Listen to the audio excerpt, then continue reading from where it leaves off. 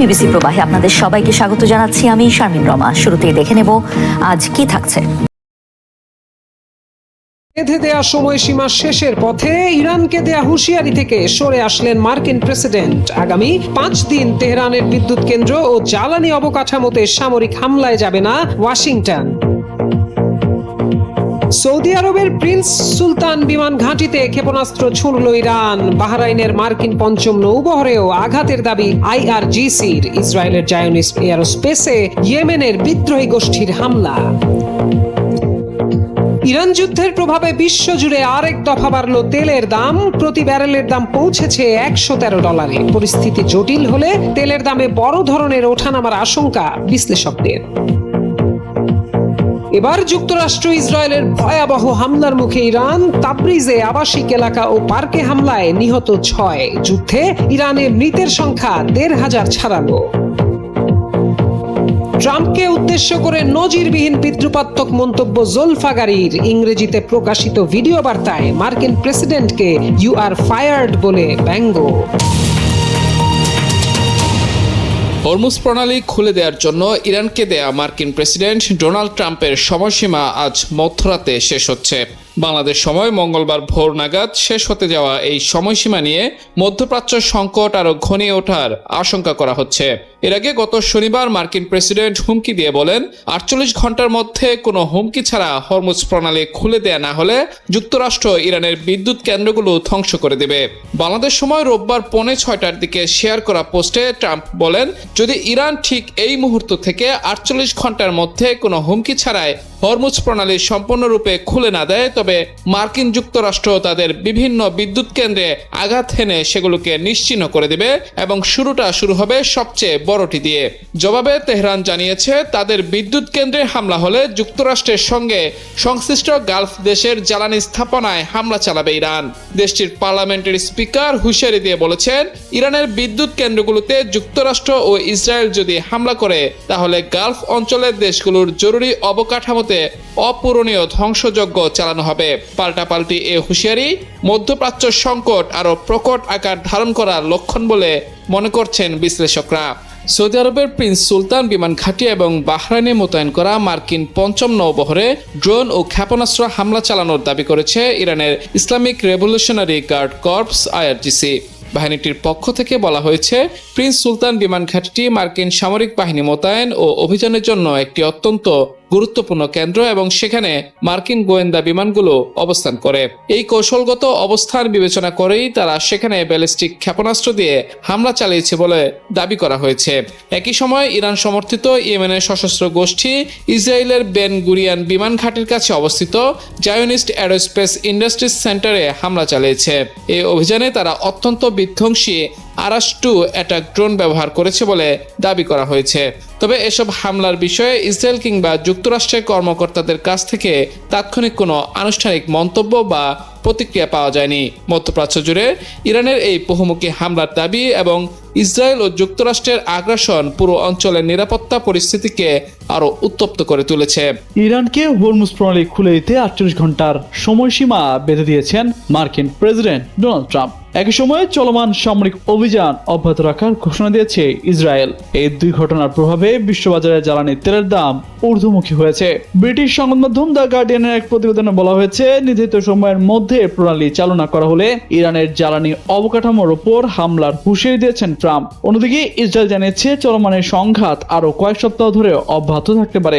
বার্তা সংস্থা AFP জানায়, গ্রিনিচ মান সময় অনুযায়ী রোববার রাত 10টায় বাজার খোলার সঙ্গে সঙ্গে তেলের দামে ঊর্ধ্বমুখী প্রবণতা দেখা দেয়। মার্কিন অপরিশোধিত তেল ওয়েস্ট টেক্সাস ইন্টারমিডিয়েটের মে মাসে ডেলিভারি মূল্য প্রায় 1.8% বেড়ে ব্যারেল প্রতি $100 সীমা অতিক্রম করে। তবে কিছুক্ষণ পর দাম কিছুটা কমে আসে। একই সময়ে নর্থ সি ব্রেন্ট ক্রুডের মে মাসের ডেলিভারি মূল্য বৃদ্ধি পায় এবং ব্যারেল প্রতি $113.44 পৌঁছায়। যদিও লেনদেন শুরু হওয়ার প্রায় 45 মিনিট পর তা সামান্য কমে $111 কাছাকাছি স্থির হয়। বিশ্লেষকদের মতে মধ্যপ্রাচ্যের চলমান উত্তেজনা এবং হরমুজ প্রণালী ঘিরে অনিশ্চয়তা বিশ্ববাজারে নতুন করে চাপ সৃষ্টি করছে। পরিস্থিতি আরো জটিল হলে তেলের দাম বড় ধরনের ওঠানামার আশঙ্কা রয়েছে। ইরান ইসরায়েলের যুদ্ধ যেন থামছেই না, বরং দিনকে দিন জটিল হচ্ছে সংঘাতের সমীকরণ। হামলা পাল্টা হামলায় কেউই পিছিয়ে থাকছেন না। এরই প্রেক্ষিতে এবার ইরানে ভয়াবহ হামলা চালিয়েছে ইসরায়েল ও যুক্তরাষ্ট্র। ইরানের তাবরিজে আবাসিক এলাকা ও পার্কে হামলা চালানো হয়েছে। এতে 6 জন নিহতের খবর পাওয়া গেছে, আহত হয়েছেন বেশ কয়েকজন। সোমবার আল জাজিরার এক প্রতিবেদনে এমন তথ্য জানানো হয়। ইরানি গণমাধ্যম ফার্স নিউজের বরাত দিয়ে আল জাজিরার প্রতিবেদনে বলা হয়, পূর্ব আজারবাইজান প্রদেশের দুর্যোগ ব্যবস্থাপনা বিভাগের মহাপরিচালক মজিদ ফার্সি তাবরিজ শহরে 2টি প্রাণঘাতী হামলার ঘটনাটি নিশ্চিত করেছেন। ফার্স নিউজ এজেন্সিকে এই কর্মকর্তা জানান, মার্জদারান এলাকার একটি আবাসিক ভবনে হামলায় 4 জন নিহত ও 6 জন আহত হয়েছেন। এছাড়া রাবে রাশিদি এলাকার একটি পার্কে অন্য এক হামলায় 2 জন নিহত হন। তবে এ হামলার দাবির বিষয়টি স্বতন্ত্র কোনো সূত্র থেকে নিশ্চিত হওয়া যায়নি। এদিকে যুক্তরাষ্ট্র ও ইসরায়েলের অব্যাহত বিমান হামলার মুখে ইরানের আরও অনেক শহরেই বিস্ফোরণের ঘটনা ঘটছে। বার্তা সংস্থাগুলোর দেওয়া তথ্য অনুযায়ী বন্দর আব্বাসে একটি রেডিও স্টেশন লক্ষ্য করে চালানো হামলায় 1 জন নিহত হয়েছেন। এছাড়া খোররামাবাদ ও উর্মিয়া শহরের 2টি আবাসিক এলাকায় হামলায় বেশ কয়েকজন বেসামরিক নাগরিক প্রাণ হারিয়েছেন। ইরানে চলমান হামলায় এ পর্যন্ত অন্তত 1500 জনের মৃত্যু নিশ্চিত করা হয়েছে। তবে হামলার তীব্রতা বিবেচনায় এ সংখ্যা আরও বাড়বে বলে ধারণা করা হচ্ছে। এদিকে ইস্পাহান, কারাজ ও আহভাজেও ভয়াবহ বিস্ফোরণের শব্দ পাওয়া গেছে। দক্ষিণ পশ্চিমাঞ্চলীয় শহর আহভাজে একটি হাসপাতালও হামলার কবলে পড়েছে বলে খবর মিলেছে। এরই মধ্যে ইরানিয়ান রেড ক্রিসেন্ট সোসাইটি জানিয়েছে, এখন পর্যন্ত 80,000-এর বেশি বেসামরিক স্থাপনা হামলার শিকার হয়েছে, যার মধ্যে বেশ কিছু ভবন মাটির সঙ্গে মিশে গেছে। ইরানের খাতাম আল আম্বিয়া কেন্দ্রীয় সদর দপ্তরের সামরিক মুখপাত্র ইব্রাহিম জোলফাগারি মার্কিন প্রেসিডেন্ট ডোনাল্ড ট্রাম্পকে উদ্দেশ্য করে এক নজিরবিহীন বিদ্রুপাত্মক মন্তব্য করেছেন। হরমুজ প্রণালী পুরোপুরি খুলে দেওয়ার জন্য ট্রাম্পের বেঁধে দেয়া সময়সীমা ঘনিয়ে আসার প্রেক্ষাপটে তিনি এই বিশেষ বিবৃতিটি প্রদান করেন। জোলফাগারি ইংরেজিতে রেকর্ড করা এক ভিডিও বার্তায় সরাসরি ট্রাম্পের উদ্দেশ্যে বলেন, হে ট্রাম্প, তোমাকে বরখাস্ত করা হলো। এই বাক্যটির সঙ্গে তুমি আগে থেকেই বেশ পরিচিত। এই বিষয়ে মনোযোগ দেওয়ার জন্য তোমাকে ধন্যবাদ। উল্লেখ্য, ইংরেজি ইউ আর ফায়ার্ড, যার বাংলা করলে দাঁড়ায় তোমাকে বরখাস্ত করা হলো, এই বাক্যটি ডোনাল্ড ট্রাম্পের সাবেক রিয়েলিটি শো দ্য অ্যাপ্রেন্টিসের একটি অত্যন্ত জনপ্রিয় উক্তি, যা ব্যবহার করে জোলফাগারি ট্রাম্পকে বিদ্রূপ করেছেন। তবে এই বাকযুদ্ধের নেপথ্যে রয়েছে এক চরম উত্তেজনা। যুক্তরাষ্ট্র হুমকি দিয়েছিল, হরমুজ প্রণালী যদি অবরোধ মুক্ত করা না হয় তবে তারা ইরানের জ্বালানি গ্রিডে হামলা চালাবে। এর জবাবে ইরানও পাল্টা হুঁশিয়ারি দিয়ে রেখেছে যে মার্কিন বাহিনী এমন কোনো পদক্ষেপ নিলে তারা অত্যন্ত কঠোর ও শাস্তিমূলক প্রতিশোধমূলক হামলা চালাবে। এই পাল্টাপাল্টি হুঁশিয়ারি ও ব্যক্তিগত আক্রমণের ঘটনা মধ্যপ্রাচ্যের ভূ রাজনীতিতে এক নতুন নাটকীয় মাত্রা যোগ করেছে। ঘড়িকাটা যত এগোচ্ছে, মধ্যপ্রাচ্যে উত্তেজনা ততটাই বিপজ্জনক দিকে মোড় নিচ্ছে। প্রায় 3 সপ্তাহ ধরে চলা ইরান যুক্তরাষ্ট্র ইসরায়েল সংঘাত এখন আর কেবল সামরিক সীমায় আটকে নেই, জ্বালানি ও পানির মতো জীবনরেখাকেও কেন্দ্র করে নতুন সংকটের ইঙ্গিত দিচ্ছে। স্থানীয় সময় শনিবার রাতে সোশ্যাল মিডিয়ার এক পোস্টে মার্কিন প্রেসিডেন্ট ডোনাল্ড ট্রাম্প 48 ঘন্টার আলটিমেটাম দিয়ে হরমুজ প্রণালী খুলে দেওয়ার দাবি জানানোর পর ইরান পাল্টা হুঁশিয়ারি দিয়েছে। এর পরপরই ইরানের সামরিক মুখপাত্র ইব্রাহিম জোলফাগারি এবং পার্লামেন্ট স্পিকার মোহাম্মদ বাকের কলিবাফ স্পষ্ট করেছেন যে তাদের বিদ্যুৎ কেন্দ্রে হামলা হলে উপসাগরীয় অঞ্চলের জ্বালানি, তথ্য প্রযুক্তি ও পানির শোধনাগারগুলোকে লক্ষ্যবস্তু করা হবে। বিশেষজ্ঞদের মতে এই হুমকি বাস্তবায়িত হলে সবচেয়ে বড় ধাক্কা খাবে উপসাগরীয় দেশগুলো। সুপেয় পানির জন্য সমুদ্রের পানি শোধন বা ডিসেলিনেশনের ওপর ব্যাপকভাবে নির্ভরশীল মধ্যপ্রাচ্য দেশগুলো এক ভয়াবহ মানবিক ও অর্থনৈতিক বিপর্যয়ের আশঙ্কা তৈরি হয়েছে, কারণ কাতার ও বাহরাইন তাদের প্রায় সব পানির জন্য ডিসেলিনেশন প্ল্যান্টের উপর নির্ভরশীল। সংযুক্ত আরব আমিরাত ও সৌদি আরবও ব্যাপকভাবে একই ব্যবস্থার উপর নির্ভর করে। এদিকে বিশ্বের অন্যতম গুরুত্বপূর্ণ জ্বালানি রুট হরমুজ প্রণালী বন্ধ হয়ে যাওয়ার আশঙ্কায় তেলের বাজারে অস্থিরতা বেড়েছে। ইতিমধ্যে ইউরোপে গ্যাসের দাম উল্লেখযোগ্য হারে বৃদ্ধি পেয়েছে। সব মিলিয়ে সামরিক সংঘাতের পাশাপাশি জ্বালানি ও পানিকে ঘিরে এই নতুন উত্তেজনা পুরো অঞ্চলকে এক গভীর মানবিক ও অর্থনৈতিক সংকটের মুখে ঠেলে দিতে পারে। ইরানের একের পর এক অত্যাধুনিক ক্ষেপণাস্ত্রের কাছে যেন ধরাশয়ী হয়ে পড়েছে ইসরায়েল। উন্নত প্রযুক্তির প্রতিরক্ষা ব্যবস্থা সক্রিয় করলেও কোনোভাবে এসব মিসাইল ঠেকাতে পারছে না তেল আবিব। রীতিমতো হিমশিম খাচ্ছে IDF। এর মধ্যে এসব ক্ষেপণাস্ত্রের আঘাতে ধ্বংসস্তূপে পরিণত হচ্ছে জেরুজালেম, তেল আবিব, আরাদ শহরের বিভিন্ন এলাকা, যা স্মরণ করিয়ে দিচ্ছে ফিলিস্তিনের গাজার চিত্র। সব মিলিয়ে তেহরানকে উস্কে দিয়ে বিপাকে পড়েছেন ইসরায়েলের প্রধানমন্ত্রী বেনিয়ামিন নেতানিয়াহু। কাতার ভিত্তিক সংবাদ মাধ্যম আল জাজিরার এক প্রতিবেদনে বলা হয়, সবশেষ রোববার রাত থেকে শুরু হওয়া নতুন হামলা বেশ তীব্র ছিল। বিভিন্ন এলাকায় ইরানি ক্ষেপণাস্ত্রের আঘাত হানার খবরে ইসরায়েল কর্তৃপক্ষ সাধারণ মানুষকে নিরাপদ আশ্রয়ে যাওয়ার নির্দেশ দিয়েছে। ইসরায়েলের বিভিন্ন জায়গা থেকে আসছে বিস্ফোরণের খবর। ধারণা করা হচ্ছে হামলায় ইরান ক্লাস্টার বা গুচ্ছ বোমা ব্যবহার করেছে। এগুলো থেকে ছোট ছোট বহু বোমা ছড়িয়ে পড়ে। ইসরায়েলের অন্তত 8টি স্থানে এই ক্ষেপণাস্ত্রের ধ্বংসাবশেষ বা বিস্ফোরক পড়ে ক্ষয়ক্ষতির খবর পাওয়া গেছে। সামাজিক যোগাযোগ মাধ্যমে এসব ক্ষয়ক্ষতির ভিডিও ছড়িয়ে পড়েছে। বাসিন্দারা আতঙ্কে এলাকা ছাড়ছেন, অনেকে পাশের বাংকারে আশ্রয় নিয়েছেন, কিন্তু তাতেও নিরাপদ বোধ করছেন না তারা। এদিকে হরমুজ প্রণালীতে ইরানের প্রতিরক্ষা ঘাঁটিগুলো পুরোপুরি ধ্বংস করে দেওয়ার চেষ্টা চলছে। মার্কিন অর্থমন্ত্রী স্কট বেসেন্ট এ তথ্য জানিয়ে বলেন, সেসব ধ্বংস না হওয়া পর্যন্ত যুক্তরাষ্ট্রের সামরিক অভিযান অব্যাহত থাকবে। অভিযানে যুক্তরাষ্ট্রের ব্যাপক সফলতার দাবিও করেন তিনি। এছাড়া যুদ্ধের বিষয়ে সংবাদ মাধ্যমের খবর প্রকাশের ধরনের সমালোচনা করেন বেসেন্ট। তার মতে, মার্কিন কর্মকর্তারা আসলে কি করছেন সে বিষয়ে মার্কিনীদের কাছে সঠিক চিত্র তুলে ধরা হচ্ছে না।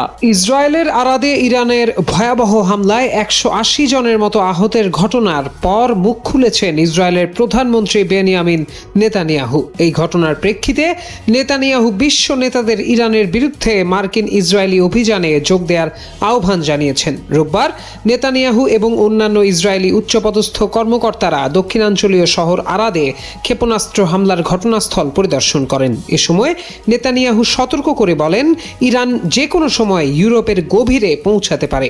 আরাদ ক্ষেপণাস্ত্র ঘাঁটিতে ইরানের হামলায় ব্যবস্থা নিতে বিশ্ব নেতাদের প্রতি আহ্বান জানান তিনি। ইরানি হামলার জবাবে ইসরায়েলের প্রতিক্রিয়া কি হবে এমন প্রশ্নের জবাবে নেতানিয়াহু বলেন, ইসরায়েল প্রচণ্ড শক্তি দিয়ে জবাব দিচ্ছে, কিন্তু বেসামরিক নাগরিকরা লক্ষ্যবস্তু হিসেবে বিবেচিত হচ্ছে না। তিনি আরো বলেন, গত 48 ঘন্টায় ইরান প্রমাণ করেছে যে তারা সমগ্র বিশ্বকে বিপন্ন করছে। ইরান যুদ্ধের কারণে ব্রিটিশ অর্থনীতির উপর সম্ভাব্য নেতিবাচক প্রভাব মোকাবেলায় জরুরি বৈঠক ডেকেছেন দেশটির প্রধানমন্ত্রী কিয়ার স্টারমার। যুক্তরাজ্য সরকারের পক্ষ থেকে জানানো হয়েছে, বৈঠকে অর্থমন্ত্রী র্যাচেল রিভস এবং ব্যাংক অফ ইংল্যান্ডের গভর্নর অ্যান্ড্রু বেইলি উপস্থিত থাকবেন। ইরান হুঁশিয়ারি দিয়েছে, মার্কিন প্রেসিডেন্ট ডোনাল্ড ট্রাম্প যদি হরমুজ প্রণালী পুরোপুরি খুলে না দেওয়ার অজুহাতে দেশটির বিদ্যুৎ কেন্দ্রগুলো গুঁড়িয়ে দেন, তবে তারা পারস্য উপসাগরীয় প্রতিবেশী দেশগুলোর জ্বালানি ও পানি সরবরাহ ব্যবস্থায় আঘাত হানবে। এই উত্তেজনা শুরুর পর আর্থিক বাজারগুলো আরও একটি অস্থির সপ্তাহের মুখোমুখি হয়েছে। বার্তা সংস্থা রয়টার্সের প্রতিবেদনে বলা হয়, উদ্ভূত পরিস্থিতিতে বেশ উদ্বেগের সঙ্গে অবস্থা পর্যবেক্ষণ করছে যুক্তরাজ্য। আমদানি করা প্রাকৃতিক গ্যাসের ওপর অত্যধিক নির্ভরতা, টানা উচ্চ মূল্যস্ফীতি এবং সরকারি কোষাগারে টানাটানির কারণে আন্তর্জাতিক বাজারের তুলনায় দেশটির সরকারি বন্ডের দর অনেক দ্রুত কমছে। ব্রিটিশ অর্থ মন্ত্রণালয় বলেছে, কোবরা নামের এই জরুরি বৈঠকে যুক্তরাজ্যের সাধারণ পরিবার ও ব্যবসা প্রতিষ্ঠানের উপর ইরান যুদ্ধের সম্ভাব্য অর্থনৈতিক প্রভাব, জ্বালানি নিরাপত্তা এবং শিল্প ও সরবরাহ ব্যবস্থার সক্ষমতার পাশাপাশি আন্তর্জাতিক প্রতিক্রিয়া নিয়ে আলোচনা হবে। বৈঠকে পররাষ্ট্রমন্ত্রী ইভেট কুপার এবং জ্বালানি মন্ত্রী অ্যাড মিলিব্যান্ডও অংশ নেবেন। র্যাচেল রিভস জানিয়েছেন, ব্রিটিশ অর্থনীতির ওপর এই যুদ্ধের প্রভাব এখনই নিশ্চিত করে বলা কঠিন। সাধারণ মানুষের জন্য বড় ধরনের কোনো ব্যয় সাশ্রয়ী ব্যবস্থা নেওয়ার দাবি উঠলেও আপাতত তা নাকচ করে দিয়েছেন তিনি। তবে জানিয়েছেন, সুনির্দিষ্ট লক্ষ্যভিত্তিক কিছু সহায়তা দেওয়ার বিষয়টি বিবেচনায় আছে। ইসরায়েল কি ইরানের সামরিক সক্ষমতা সম্পর্কে ভুল ধারণা করেছিল? এই প্রশ্নটি এখন নতুন করে সামনে এসেছে। সাম্প্রতিক হামলা পাল্টা হামলার ঘটনায় দেখা যাচ্ছে, মধ্যপ্রাচ্যে চলমান সংঘাত এমন এক পর্যায়ে পৌঁছেছে যেখানে ইসরায়েলের ভেতরেই বড় ধরনের ক্ষয়ক্ষতি ও আতঙ্ক তৈরি হয়েছে, যা অতীতে খুব কমই দেখা গেছে। ইস্পাহান প্রদেশে ইরানের নাতাঞ্জ পারমাণবিক স্থাপনায় ইসরায়েলের হামলার জবাবে পাল্টা হামলা চালায় ইরান। ইসরায়েলের আরাদ ও দিমোনা শহরের কাছে একটি গুরুত্বপূর্ণ পারমাণবিক গবেষণা কেন্দ্রে ক্ষেপণাস্ত্র হামলা চালানো হয়েছে বলে দাবি করেছে ইরান। 21 মার্চ ওই হামলায় অন্তত 180 জন আহত হন। এছাড়া কৌশলগত গুরুত্বপূর্ণ এলাকাগুলো থেকে শত শত মানুষকে সরিয়ে নেওয়া হয়। 28 ফেব্রুয়ারি যুদ্ধ শুরু হওয়ার পর থেকে এখন পর্যন্ত ইসরায়েলে আহতের সংখ্যা দাঁড়িয়েছে 4564 জনে। ইসরায়েলের প্রধানমন্ত্রী বেনিয়ামিন নেতানিয়াহু এই পরিস্থিতিকে অত্যন্ত কঠিন এক সন্ধ্যা বলে বর্ণনা করেছেন। বিশ্লেষকদের মতে গাজা, পশ্চিম তীর বা লেবাননে নিয়মিত সামরিক অভিযান চালালেও ইসরায়েলের সাধারণ মানুষের উপর এখন সরাসরি ও বড় প্রভাব খুবই বিরল। প্রতিরক্ষা বিশ্লেষকদের মতে ইরানের ক্ষেপণাস্ত্র কর্মসূচি মধ্যপ্রাচ্যের সবচেয়ে বড় এবং বৈচিত্র্যময়। কয়েক দশক ধরে গড়ে ওঠা এই কর্মসূচিতে ব্যালিস্টিক ও ক্রুজ দুই ধরনের ক্ষেপণাস্ত্রই রয়েছে। এটি এমনভাবে তৈরি করা হয়েছে যাতে শক্তিশালী আধুনিক বিমান বাহিনী না থাকলেও দেশটি দূরবর্তী লক্ষ্যবস্তুতে আঘাত হানার সক্ষমতা ধরে রাখতে পারে।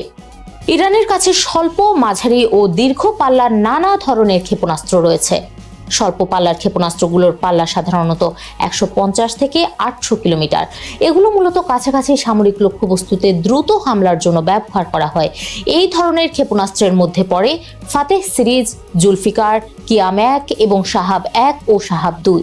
সংকটের সময় এসব ক্ষেপণাস্ত্র একসঙ্গে ছোড়া হয়, ফলে প্রতিপক্ষের প্রতিরক্ষা ব্যবস্থার জন্য সেগুলো ঠেকানো কঠিন হয়ে পড়ে। মাঝারি পাল্লার ক্ষেপণাস্ত্রের মধ্যে শাহাব-3, ইমাদ, গদর-1, খোররামশার ও সেজিল উল্লেখযোগ্য। সাম্প্রতিক সময়ে খাইবার শেখান ও হাজ কাসেমের মতো নতুন নকশার ক্ষেপণাস্ত্র যুক্ত হয়েছে। এছাড়া ভূমি আক্রমণকারী ও জাহাজ বিধ্বংসী ক্রুজ ক্ষেপণাস্ত্র রয়েছে। এর মধ্যে সুমার, ইয়ালি, কুচ, হোভেজে, পাবে ও রাত উল্লেখযোগ্য। এসব ক্ষেপণাস্ত্র নিচু পথে উড়ে লক্ষ্যবস্তুতে আঘাত করতে সক্ষম। ইরানের কিছু ক্ষেপণাস্ত্রের পাল্লা 2000 থেকে 2500 কিলোমিটার পর্যন্ত, এমনকি প্রায় 4000 কিলোমিটার দূরে দিয়েগো গার্সিয়াতে হামলার চেষ্টার কথাও শোনা গেছে। এটি ভারত মহাসাগরে অবস্থিত যুক্তরাষ্ট্র ও যুক্তরাজ্যের একটি যৌথ সামরিক ঘাঁটি। তবে যুক্তরাজ্য বলেছে হামলাটি সফল হয়নি। এছাড়া একজন ইরানি কর্মকর্তা ক্ষেপণাস্ত্র নিক্ষেপের কথা অস্বীকার করেছেন। সাম্প্রতিক হামলায় ইরান ক্লাস্টার ওয়ারহেড ব্যবহার করেছে বলে অভিযোগ উঠেছে। ক্লাস্টার ওয়ারহেডের বৈশিষ্ট্য হলো একটি ক্ষেপণাস্ত্র থেকে একাধিক ছোট বোমা বা বমব্লেট ছড়িয়ে পড়ে। এতে একটি বড় বিস্ফোরণের বদলে অনেকগুলো ছোট বিস্ফোরণ ঘটে, যা আরও বেশি ক্ষয়ক্ষতি করে। প্রতিটি ক্ষেপণাস্ত্রে সাধারণত 20 থেকে 30টি থেকে 70 থেকে 80টি বমব্লেট থাকতে পারে। এই অস্ত্র আন্তর্জাতিকভাবে নিষিদ্ধ হলেও ইরান ও ইসরায়েল কেউই এই চুক্তিতে স্বাক্ষর করেনি। মানবাধিকার সংস্থাগুলো আগেও এ ধরনের অস্ত্র ব্যবহার নিয়ে সমালোচনা করেছে। ইসরায়েলের আকাশ প্রতিরক্ষা ব্যবস্থা আয়রন ডোম থাকা সত্ত্বেও কিছু ক্ষেপণাস্ত্র প্রতিহত করতে পারেনি। এর পেছনে কয়েকটি কারণ রয়েছে। প্রথমত, ক্লাস্টার ওয়ারহেড যুক্ত ক্ষেপণাস্ত্রকে থামাতে হলে সেটি ভেঙে বোমা ছড়ানোর আগেই ধ্বংস করতে হয়। একবার বোমাগুলো ছড়িয়ে পড়লে তা একাধিক লক্ষ্যবস্তুতে আঘাত হানে, যা প্রতিহত করা প্রায় অসম্ভব। দ্বিতীয়ত, ইরান অনেকগুলো ক্ষেপণাস্ত্র একসঙ্গে নিক্ষেপ করছে, ফলে চাপ অনেক বেশি বাড়ছে প্রতিরক্ষা ব্যবস্থার উপর। তৃতীয়ত, কিছু ক্ষেত্রে ইসরায়েল নিজেই সব ক্ষেপণাস্ত্র ভূপাতিত না করার সিদ্ধান্ত নিয়েছে, কারণ তারা মনে করেছে এভাবে ক্লাস্টার বোমা থেকে বড় ক্ষতি এড়ানো সম্ভব। পরিস্থিতি ইঙ্গিত দিচ্ছে যুদ্ধ আরও বড় আকার নিতে পারে। যুক্তরাষ্ট্র ও ইসরায়েল ইরানের পারমাণবিক স্থাপনায় হামলা চালাচ্ছে। ইরানও পাল্টা ইসরায়েলের গুরুত্বপূর্ণ অবকাঠামো লক্ষ্য করে ছুটছে মিসাইল। ইরানের তেল রপ্তানি কেন্দ্রেও আঘাত হেনেছে যুক্তরাষ্ট্র। জবাবে শুরু থেকেই হরমুজ প্রণালী কার্যত বন্ধ করে দিয়েছে ইরান। এরপর মার্কিন প্রেসিডেন্ট ডোনাল্ড ট্রাম্প হুঁশিয়ারি দিয়েছেন, 48 ঘন্টার মধ্যে হরমুজ প্রণালী খুলে না দিলে ইরানের বিদ্যুৎ কেন্দ্রে হামলা চালানো হবে। পুরো পরিস্থিতি বিশ্লেষণ করলে দেখা যায় ইসরায়েল হয়তো ইরানের সামরিক সক্ষমতাকে পুরোপুরি অবমূল্যায়ন করেনি, তবে ইরানের অস্ত্রের প্রকৃত কার্যকারিতা ও প্রভাবকে তারা কম গুরুত্ব দিয়েছে। বিশেষ করে ইরানের ক্ষেপণাস্ত্রের ব্যাপকতা, একযোগে হামলার কৌশল, ক্লাস্টার ওয়ারহেডের ব্যবহার, এসব বিষয়ে ইসরায়েলের জন্য নতুন চ্যালেঞ্জ তৈরি করেছে। ফলে যুদ্ধ এখন এমন পর্যায়ে পৌঁছেছে যেখানে শুধু শক্তিই নয়, বরং কৌশল, ধৈর্য ও প্রতিরক্ষা ব্যবস্থার সীমাবদ্ধতাও গুরুত্বপূর্ণ হয়ে উঠেছে। ব্যাপকভাবে ইরানের ক্ষেপণাস্ত্র হামলার শিকার হচ্ছে ইসরায়েল। জেরুজালেম, মধ্য ইসরায়েল ও দক্ষিণাঞ্চলের বিভিন্ন এলাকায় ইতোমধ্যে জারি হয়েছে একাধিক সতর্কবার্তা। দ্রুত সবাইকে নিরাপদ আশ্রয়ে চলে যাওয়ার নির্দেশ দিয়েছে কর্তৃপক্ষ। এরই মধ্যে ইসরায়েলের বিভিন্ন স্থানে বিস্ফোরণের খবর পাওয়া যায়। ধারণা করা হচ্ছে হামলায় ক্লাস্টার বা গুচ্ছ বোমা ব্যবহার করেছে ইরান। এই ধরনের অস্ত্র আকাশে বিস্ফোরিত হয়ে ছোট ছোট বহু বোমা ছড়িয়ে দেয়। আল জাজিরার প্রতিবেদনে বলা হয়, মধ্য ইসরায়েলের অন্তত 8টি স্থানে আশ্রয় পড়েছে ক্ষেপণাস্ত্রের ধ্বংসাবশেষ বা বিস্ফোরক। সামাজিক যোগাযোগ মাধ্যমে ছড়িয়ে পড়া ছবিতে ব্যাপক ক্ষয়ক্ষতির চিত্র দেখা যাচ্ছে। এর আগে উত্তরাঞ্চলের বেশ কিছু এলাকায় সতর্কতা সংকেত জারি করা হলেও পরে তা তুলে নেওয়া হয়। 22 মার্চ থেকে ইসরায়েলে এই হামলার ধারা অব্যাহত রেখেছে ইরান ও হিজবুল্লাহ। দেশটির উত্তরাঞ্চলে বারবার জারি করা হচ্ছে সতর্কতা, কারণ কেবল ইরানের ক্ষেপণাস্ত্র হামলাই নয়, লেবানন সীমান্ত দিয়ে হিজবুল্লাহর হামলারও মুখে পড়েছে ইসরায়েল। אזרחי ישראל, בפתח דבריי אני שולח תנחומים এদিকে পাল্টা জবাব দিতে তেহরানে ব্যাপক হামলা শুরুর ঘোষণা দিয়েছে ইসরায়েলও। দেশটির সামরিক বাহিনী জানিয়েছে ইরানের রাজধানীর সরকারি অবকাঠামো লক্ষ্য করে বড় ধরনের হামলা চালাবে তারা। তেহরানে শক্তিশালী বিস্ফোরণের খবর আসার কিছুক্ষণের মধ্যেই এই ঘোষণা দেওয়া হয়। ইরানের ফার্স্ট নিউজ এজেন্সি বলছে, রাজধানী শহীদ বাবাই এক্সপ্রেসওয়ের কাছে অন্তত 2টি স্থান এবং পূর্ব উপকণ্ঠের গরম দারেহ এলাকা হামলার শিকার হয়েছে। এছাড়া হাফেজ ও জমহুরি স্ট্রিটের সংযোগস্থলেও ভয়াবহ বিস্ফোরণের শব্দ শোনা গেছে। এটি একটি ঘনবসতিপূর্ণ এলাকা যেখানে সরকারি অফিস, বাণিজ্যিক কেন্দ্র ও আবাসিক ভবন রয়েছে। এর আগে পূর্ব তেহরানে বিকট বিস্ফোরণের শব্দ শোনা যায়। আল জাজিরার অ্যারাবিকের প্রতিনিধি সুহাইব আল আসা জানান, বিস্ফোরণের তীব্রতা ছিল নজিরবিহীন, বিশেষ করে শহরের পূর্ব অংশে। তিনি বলেন, ওই এলাকায় ইরানের আকাশ প্রতিরক্ষা ব্যবস্থা সক্রিয় করা হয়েছে, যা সাধারণত শত্রুপক্ষের ড্রোন বা আকাশ হামলার জবাবে ব্যবহৃত হয়। ইরানের বিরুদ্ধে যুদ্ধ শুরু হওয়ার মাত্র কয়েক সপ্তাহের মধ্যেই যুক্তরাষ্ট্রের জাতীয় ঋণ নতুন রেকর্ড গড়েছে। দেশটির মোট ঋণ এখন $39 ট্রিলিয়ন ছাড়িয়ে গেছে। এই হিসাবে প্রত্যেক আমেরিকানের মাথায় এখন $1,14,000 ঋণের বোঝা রয়েছে। 18 মার্চ এই ঋণের তথ্য সামনে আসে। খুব অল্প সময়ের মধ্যে ঋণের এই দ্রুত বৃদ্ধি ট্রাম্প প্রশাসনের জন্য এক বড় চ্যালেঞ্জ হয়ে দাঁড়িয়েছে। প্রকাশিত তথ্য অনুযায়ী কয়েক সপ্তাহ আগেও ঋণের পরিমাণ এতটা ছিল না। ট্রাম্প নির্বাচনের আগে ও ক্ষমতায় এসে ঋণ কমানোর প্রতিশ্রুতি দিলেও বাস্তবে উল্টো চিত্র দেখা গেছে। সরকারি হিসাব বলছে 5 মাস আগে যুক্তরাষ্ট্রের ঋণ ছিল $38 ট্রিলিয়ন, তারও 2 মাস আগে ছিল $37 ট্রিলিয়ন। অর্থাৎ খুব দ্রুতই ঋণের পরিমাণ বেড়েছে। বার্তা সংস্থা এপির প্রতিবেদন অনুযায়ী এই বিপুল ঋণের পেছনে একদিকে রয়েছে বড় ধরনের কর ছাড় ও অভিবাসন আইনের কঠোর করার ব্যয়, অন্যদিকে প্রতিরক্ষা খাতে বিপুল বরাদ্দ। এই ঋণের প্রভাব সাধারণ মানুষের উপরও পড়তে পারে বলে সতর্ক করেছে গভর্নমেন্ট অ্যাকাউন্টেবিলিটি অফিস, GAO। সংস্থাটি বলছে, এতে বাড়ি বা গাড়ি কেনার ঋণের সুদ বেড়ে যেতে পারে। ব্যবসায় বিনিয়োগ কমলে কমতে পারে মানুষের আয়ও। একই সঙ্গে নিত্যপণ্যের দাম বাড়ার আশঙ্কা রয়েছে। পিটার জি পিটারসন ফাউন্ডেশনের প্রধান মাইকেল পিটারসন বলেন, ঋণ যেভাবে বাড়ছে তা উদ্বেগজনক। এই ধারা চলতে থাকলে আগামী নির্বাচনের আগেই ঋণ $40 ট্রিলিয়ন ছাড়িয়ে যেতে পারে। কোনো পরিকল্পনা ছাড়া এভাবে ধার বাড়ানো অর্থনীতির জন্য ঝুঁকিপূর্ণ। এর মধ্যে যুক্তরাষ্ট্রের জন্য নতুন চাপ তৈরি করেছে ইরান যুদ্ধ। হোয়াইট হাউসের অর্থনৈতিক উপদেষ্টা কেভিন হ্যাসেট বলেন, এই যুদ্ধে এখন পর্যন্ত $12 বিলিয়ন বেশি খরচ হয়েছে। তবে যুদ্ধ কতদিন চলবে বা মোট ব্যয় কত হবে তা এখনও অনিশ্চিত। তবে ঋণের পাহাড় বাড়লেও ঘাটতি কমছে বলে দাবি করেছে হোয়াইট হাউস। তাদের দাবি, কর আদায় বাড়ানো, সরকারি কর্মীর সংখ্যা কমানো এবং কল্যাণমূলক কর্মসূচিতে জালিয়াতি বন্ধ করার কারণেই ঘাটতি কমেছে এবং এসব পদক্ষেপের ফলে ঋণ ও জিডিপির অনুপাত নিয়ন্ত্রণে আছে। সবাইকে শুভকামনা জানিয়ে আমি শারমিন রমাজ এখানে বিদায় নিচ্ছি। ভালো থাকবেন।